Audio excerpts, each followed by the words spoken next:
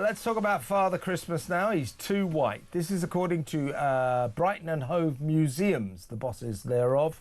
On their website, they've called for Santa to work alongside the elves in the name of equality, and for a Mother Christmas to be introduced to the story, to the festive story, in order to tackle the awful patriarchal nature of the Yuletide saga.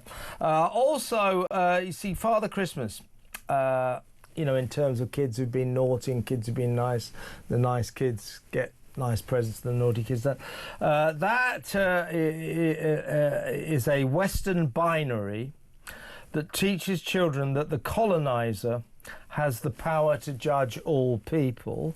They go on to say that told like this, the story presents Santa as the ultimate authority of all societies. No, it doesn't.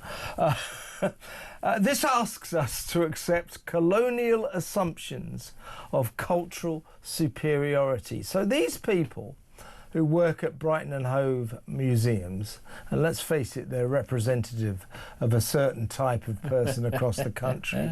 They need help, don't they? They do. Yeah, absolutely. Well, no, look, I'm just so glad that finally, right, we don't have to worry about the debts, we don't have to worry about the Chinese Communist Party, we don't have to worry about AI or any of these things, that someone is finally tackling the big issues, right? And this guy, not only is he, what is he, a colonist, Father Christmas? He asks us, or his story asks us, to accept colonial assumptions of cultural superiority. Goes on to say they've got practical suggestions, though, to be fair. Good.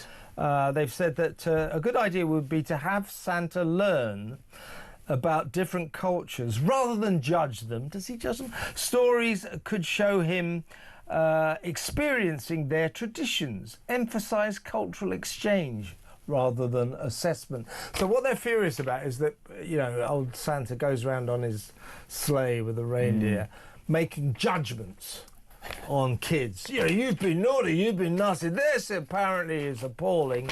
And of course, why is he so white? Yeah, well, I'm quite with him, because, you know, he tends also, weirdly, to give the more expensive presents to the children of richer parents as well, doesn't he? Yeah. And, of course, he's an example of toxic masculinity, because St. Nicholas, the real St. Nicholas, back in the, 3rd century, at the Council of Nicaea that decided what would go in the Bible, got up and slapped another one of the church fathers, Arius, so very aggressive in him. And not only that, he takes sponsorship, because his clothes used to be green until Coca-Cola started putting me in red. And so that's now American capitalist imperialism as well. Terrible. Thank God these guys are going to get lumps of coal for Christmas. Oh, no, that's bad for the environment. Yeah, and also it's black, racist.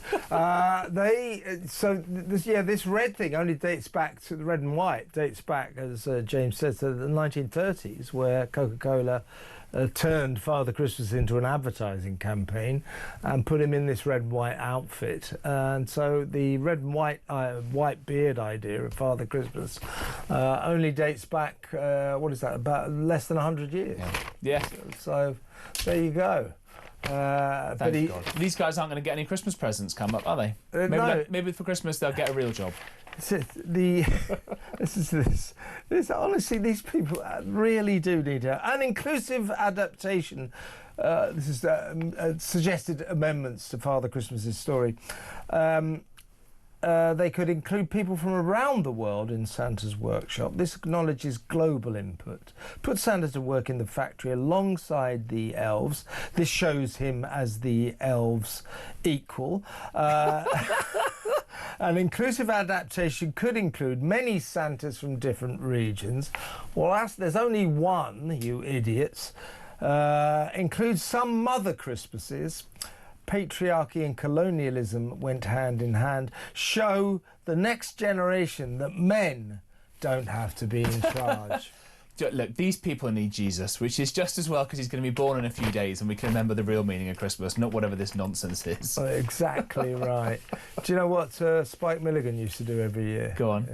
He used to phone Jesus College in Cambridge and he used to say, as people do. Is that Jesus? They go, yes. And you go, happy birthday to you. What else should we do? Let's, what about this shoplifters? Shoplifters, I think this is in one of the papers. Well, no, let's do this one because it's big on the mail. Albanian king, this is an interesting story, this Albanian kingpin. Smuggling criminals out of the UK. I've heard signs of this before, that, you know, we're used to people smugglers, you know, bringing them across from France, but apparently they offer a comprehensive service the other way for people who want to secrete themselves out of Britain and then come back in. Right. So this notion that people smugglers only traffic people one way, according to the Mail today, is wrong. Criminal migrants are avoiding justice by being smuggled out of the UK. Daily Mail investigation found an Albanian, who should be behind bars himself, running a network helping crooks flee for £2,500. It's like these great stories, urban myths of a cabbie, you know, he's sitting on the Strand or something, and bloke gets in and says, you know, can you take me all the way to Paris? You know, okay, bribe me. And he drops himself off in Paris. And so goes, couldn't take me to London, could you? It's the same thing. They're smuggling people in, smuggling them out. We can't stop people getting into the country. We can't stop people getting out again. Yeah. And I suppose in some ways it's a good thing if these guys are getting out ahead of time. But I don't think the idea of them missing out on justice is particularly good. Although we should look at what happens in the United States now the Trump administration is back in. Because not only did they seal up that southern border and have prevented illegal crossings down to almost nothing, and they've got these sort of ICE teams who do these raids to deport the violent guys and capture them. Most of the progress they've made, sort of almost 2 million people, have chosen in the United States to self-deport rather than kind of get nabbed off the street and beaten up by the ICE agents and forcibly taken off. They've got a chance to self-deport. That's much easier, it's much cheaper, it's much smoother, and we should be creating that kind of environment here as well. I would just rather it doesn't go to line the pockets of an Albanian kingpin in the process. Absolutely. This is sort of tail end of this story. This is the front page of The Sun today. Now B snubs Andy. This is about Princess B in a quandary. The King has invited her to Sandringham. Obviously, Andrew's not allowed this year. He's going to miserably go around Windsor Great Park on that horse. He's always getting on that horse, you know, sort of trotting around Windsor Great Park. And then you see him in his Range Rover or something, driving, you know, out of Windsor Great Park. And I always think, where's he going? Where exactly is this guy going? Anyway, I wanted to discuss with you, you know, B doesn't want to snub her parents who've invited, Fergie and Andy have invited her to Royal Lodge for their last Christmas in Windsor Great Park before he goes in disgrace to Sandringham, to some cottage there. She doesn't want to let them down, but she doesn't want to embarrass the King by going to see her parents, so she's just going abroad. She's going to avoid both of them. But this is the tail end of a remarkable, you know, the Epstein files. I'll be honest with you, folks, I'm starting to get a bit bored with the Epstein files. Oh, look, here's 30,000 more pictures. None of them prove much at all. Oh, here's Bill Clinton in a hot tub with a redacted female next to him. OK, it's not a good look, but it's not a crime. So, you know, it's getting a bit silly. However, this new tranche of pictures, we're told the final set of pictures and information, includes this incredible picture of Prince Andrew in his dicky bow, in his tuxedo, to be fair, across the legs of a bevy of beautiful women. Right, with his face very close to the thighs of one woman. OK, so you'd say, wow, you know, a bit of hijinks. Now, that's at Sandringham.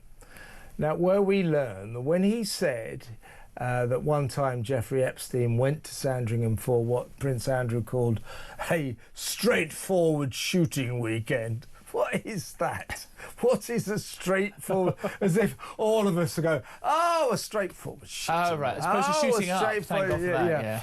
Anyway, well, you say they're shooting up. Oh, no. I'm sure it wasn't quite as bad as that, but it turns out that this guy took Epstein there and that he staged sex and drugs parties at his mother, the Queen's favourite country retreat. Apparently in the loos there, we're going to be talking to royal author Robert Jobson later on in the book, whose book The Windsor Legacy reveals all of this. In the loos for this weekend were the sex, sex drug poppers. You know, those poppers to improve your sexual performance.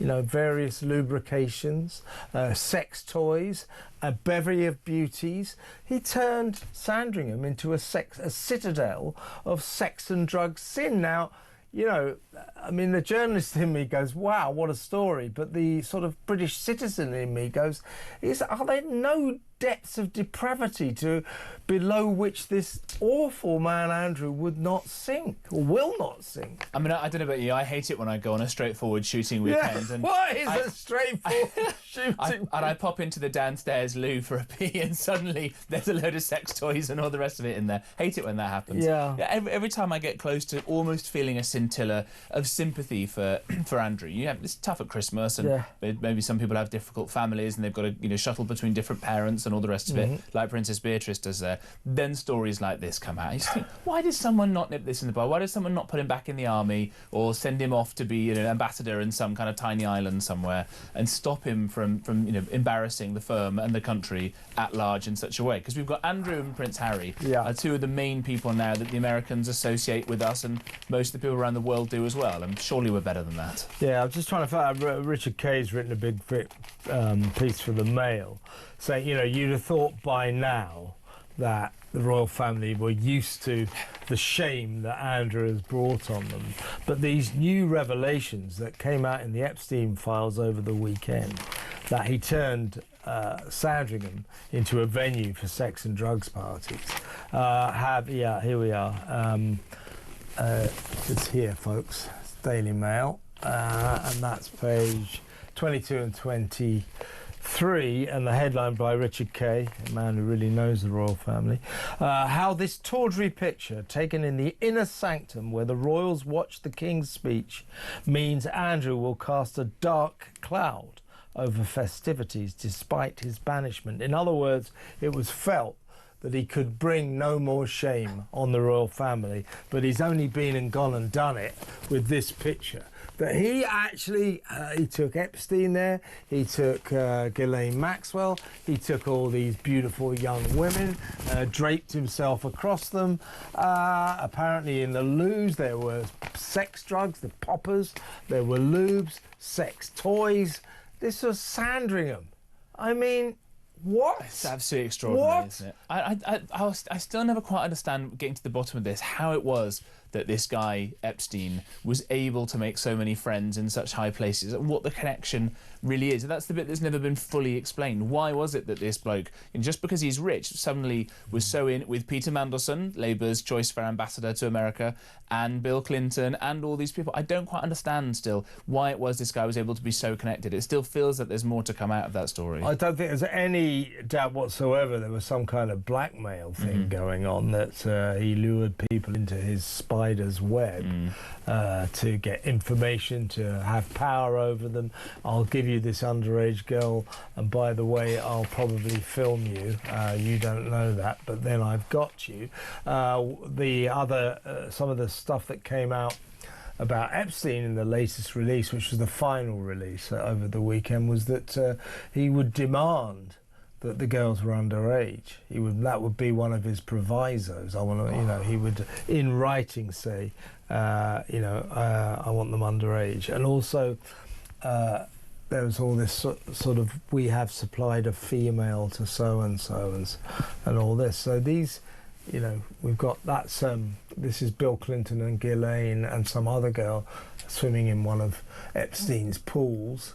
I mean, How can you be so stupid if you're Bill Clinton? I mean, I know that he's not exactly known for his ability to be abstemious when it comes to interns or anybody else, but you just think, how can you be so stupid? Well, there were two things. Round-the-clock CIA protection and all the rest. There were two things you could never keep Bill Clinton out of. One was McDonald's and the other was women.